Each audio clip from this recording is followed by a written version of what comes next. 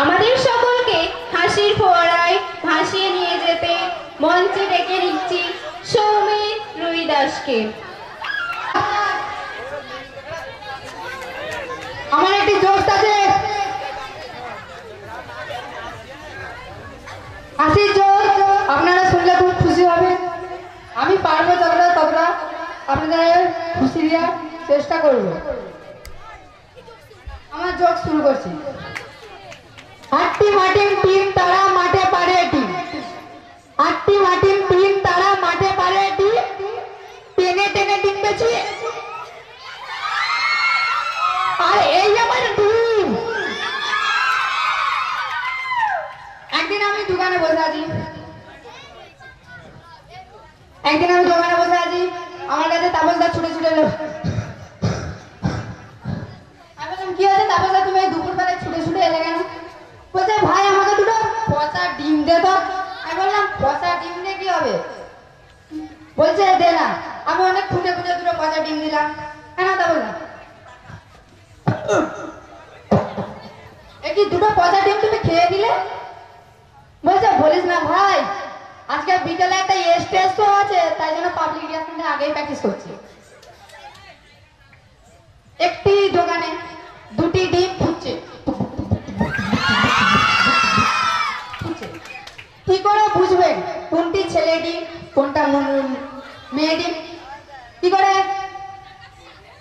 যেটি আগে ক্র্যাক হবে সেটি তো মেয়ে ডিম।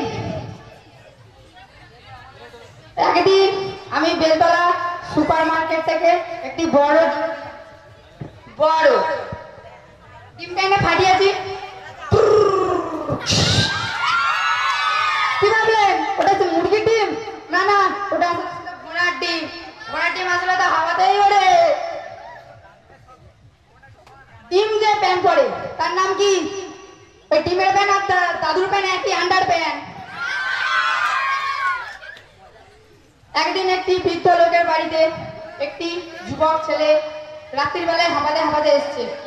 বলছে আমি খুব বিপদে পড়েছি, আমাকে একটু আশ্রয় দেবেন। বৃদ্ধ লোক খুব দয়ালু, তাই ছেলেটাকে আশ্রয় দিয়েছে। এইবারে ছেলেটা রাত্রিরে বাইরে বেরিয়েছে, ঠিক তার সামনে তিনটি ডিম সাজানো ছিল দরজার সামনে। ছেলেটি বাইরে বেড়াতে ফেটে গেছে। এবারে ঠিক করে ডিমগুলো আবার আটা দিয়ে ঝুলে সাজিয়ে রেখে দিয়েছে। সেই ডিমগুলোকে নিয়ে গিয়ে এবার যে ডিমগুলো ছিল সে তাকে ব্রেকফাস্ট করে দিতে গেছে। এবারে ব্রেকফাস্ট করতে গিয়ে দেখছে ডিমটার ভেতর কুসুম নেই। সে সঙ্গে সঙ্গে ছুটে গেছে, বল বল বল তোদের মধ্যে কোন মুরগিটা জন্ম নিয়ন্ত্রণ পদ্ধতি অবলম্বন করেছিস বল।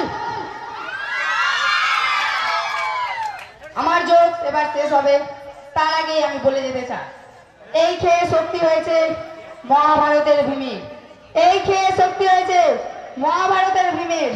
যা কিছু খান না কেন তুলনা নেই ডিমের।